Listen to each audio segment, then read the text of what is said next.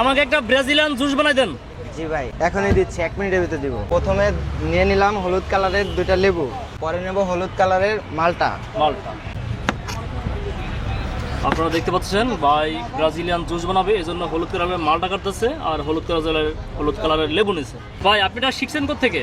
এটা আমি জার্মানের কাছ থেকে শিখছি। জার্মানের কাছ থেকে? জি। এই দিচ্ছি মালটা। হ্যাঁ, এখন দেব লেবু।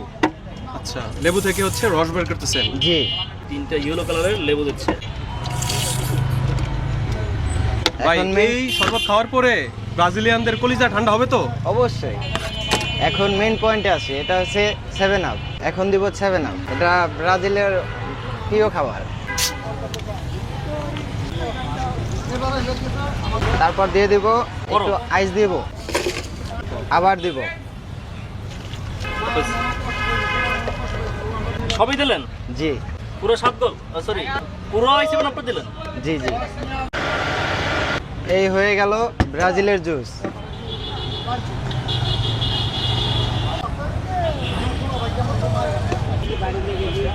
এটা খেলে দিল মন সব ঠান্ডা হয়ে যাবে। কাদের? ব্রাজিলের লোকের। ভাই এই এক গ্লাস শরবতের দাম কত? এটা 150 টাকা। 150 টাকা। জি।